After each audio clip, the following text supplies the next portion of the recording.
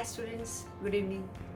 Now we'll start with the last and the final module, that is module number 4. In that we have only one chapter, that is final accounts of a sole proprietor.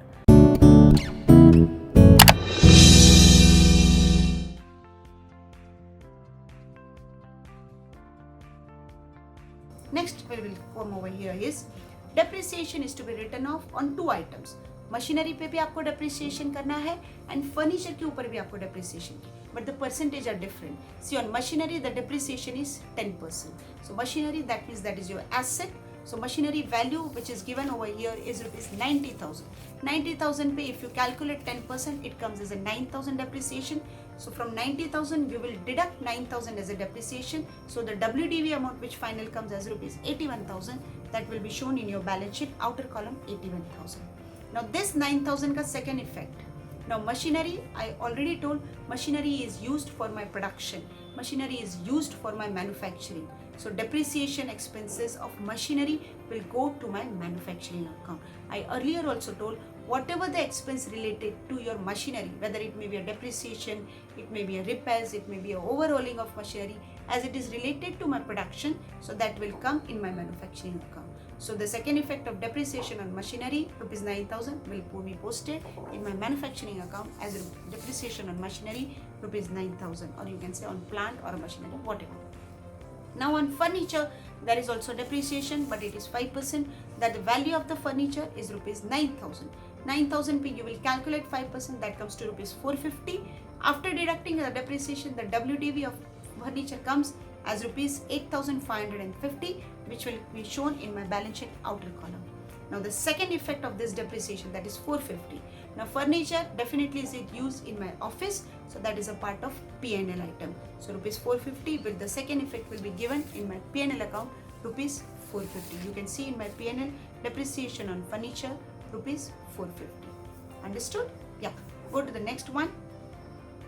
Provision for the doubtful debt is to be maintained at 10%. Now there is always some adjustment. Sometimes bad debts, whatever has happened or whatever has occurred, that has been given in the trial balance. So that is your expense that will come in your P&L account.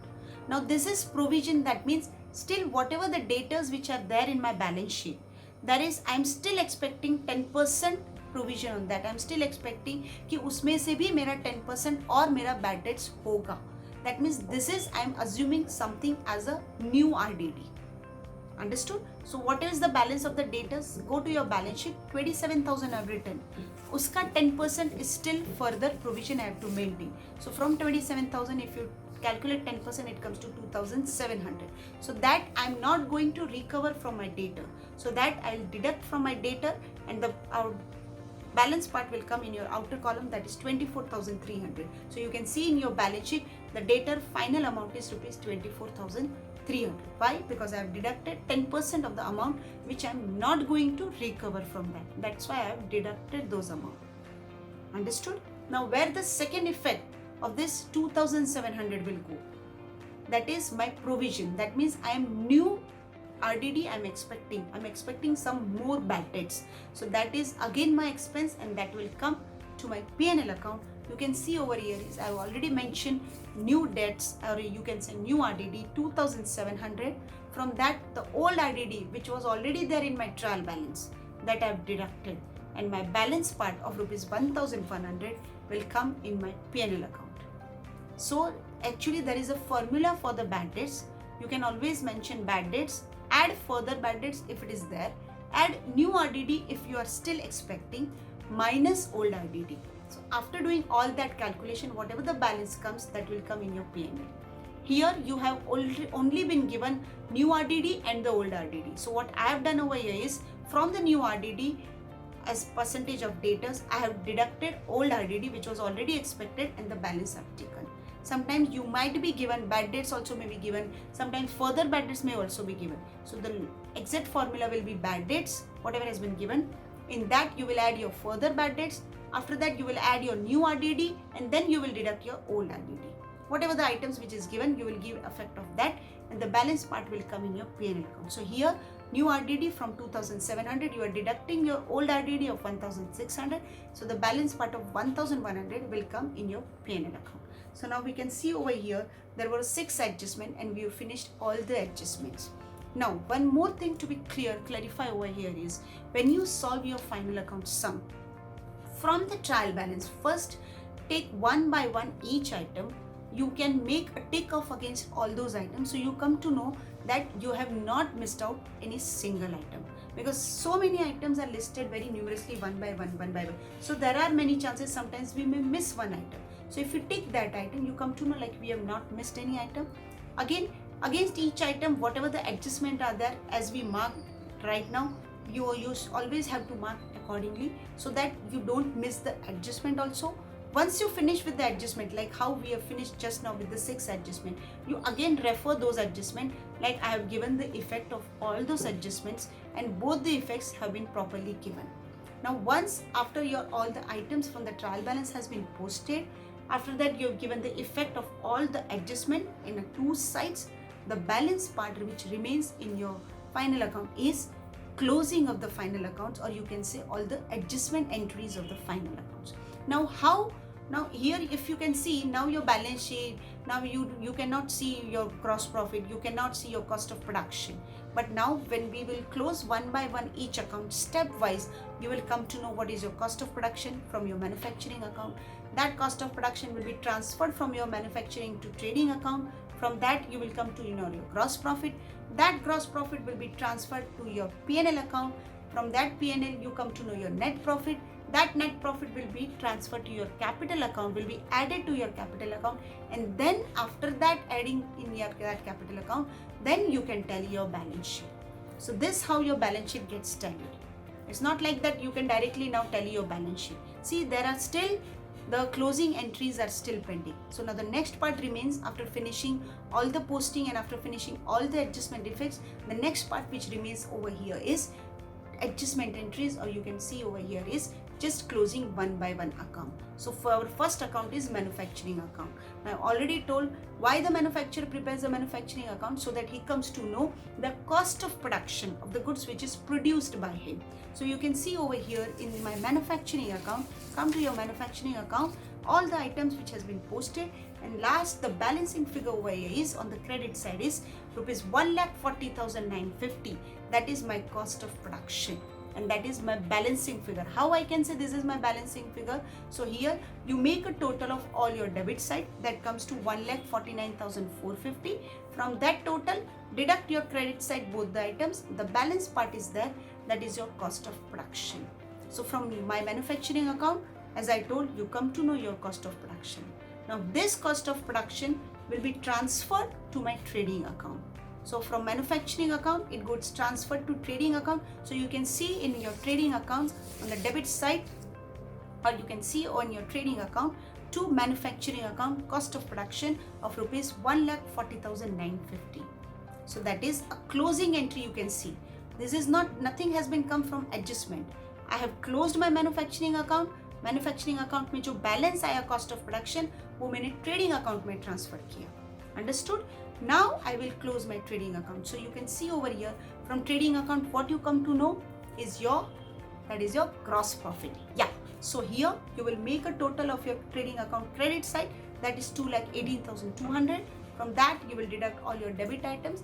The balance part, that is my gross profit, that comes to 61,750. So from your trading account you come to know what is the gross profit earned by a businessman. So here what is the gross profit which I have earned is 61,750. Now the next step is this gross profit will be transferred from your trading account to your P&L account. So you can see in your P&L account on the credit side as a buy gross profit which has come from the trading account transfer entry, that is 61,750. So the next step is closing of your P&L account and finding out the net profit earned by a businessman. So now here I'll make a total of my P&L account credit side, that comes to, after adding this my gross profit of 61,750, add 400 into that, the total comes to 62,150. From that credit side of 62,150, I'll deduct all my debit items, understood, and the balance part whichever remains, that is my balancing figure of my net profit, and that comes to rupees 43,550. So this 43,550 is my net profit. Understood? So from the cost of production is transferred to trading. From trading we come to know the gross profit. Gross profit is transferred to P&L. From that we deduct all the expenses, we come to know our net profit. So here the net profit after deducting all my indirect expenses, it comes as rupees 43,550. Now this net profit will be added to my capital account. Why? Because this is the profit which is earned by me and I am the owner of the business. So that is will be added to my capital account. So see here, you can go into your balance sheet. In your balance sheet there is column of we have mentioned capital of rupees 1 lakh, that we have put it in inner column. Why? Because we have to add net profit which is earned by a businessman. So the net profit will be added over here is 43,550. So in the final column or in the outer column you can say the balance of rupees 143,550 comes. Now here you can see all the items has been posted, all the effects has been given for the respective adjustment entries also. Whatever the items which were there in trial balance, that was already posted. Now you can see over here whatever the inner column total had been also been added and it's been posted to your outer column. Now you can tally your balance sheet and now you can see the magic over here is now as you have given all the effects properly, all entries trial dual effect has been given, debit as well as respective credit, nothing has been missed it out. So now your balance sheet will get automatically, it will be tallied over here. And now you can see over here is once I add my, you can say my net profit to my capital account, which comes to 1,43,550. Along with that, I'll add all the credit liability side item, that is my creditors or bills payable or outstanding. The total over here comes to as 1,73,650. On the same total should come in your asset side also. So you can see over here once you total of your all your assets, it comes as 1,73,650 over here. So now the final stage which I have reached over here is as my balance sheet have reached and it got tallied. So what is the total of my balance sheet is 1,73,650. So see students, you don't have to tally your balance sheet. Actually the balance sheet gets automatically tallied. But when it gets tallied, if you have given all the effects, all the adjustment effects properly, all the entries, all the balances, if you have posted properly in the from the trial balance to your respective accounts, then only the balance sheet gets tallied.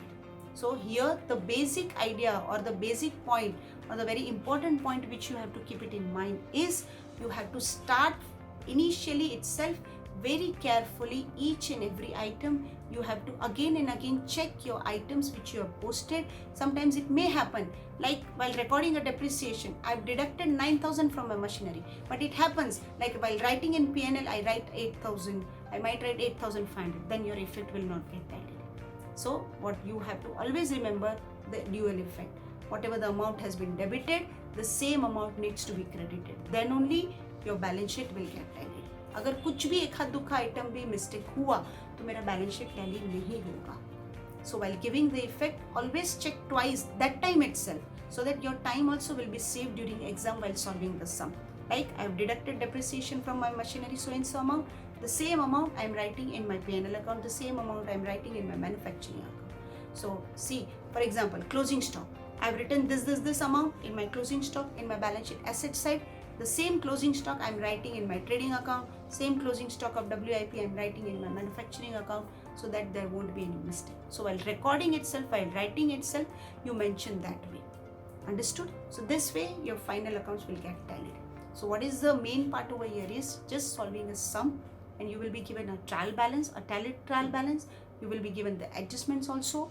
You have to read the trial balance item, you have to read the adjustments, marks those adjustments with respect to trial balance items, and then start preparing your manufacturing account, then your trading account, then your P&L account, and last your balance sheet item. So what is the benefit you get once you mark your adjustment while posting those items in your from your trial balance to your respective accounts? You come to know like this item has some adjustment, so you can leave the blank space over there and then move forward for the next item, so that it will not get jumbled or it will not get displayed over there. Understood? So you can put some lines of break over there, like some adjustment are there, outstanding adjustments are you have to provide it, some items are prepaid, so that items you have to provide it. So you can leave accordingly 1 or 2 lines. First, without giving effect, you can put it in your inner column.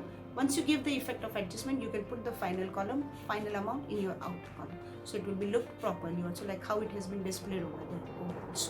So this way you can solve the final account of a sole proprietor. Understood? Yeah. Thank you. Bye bye.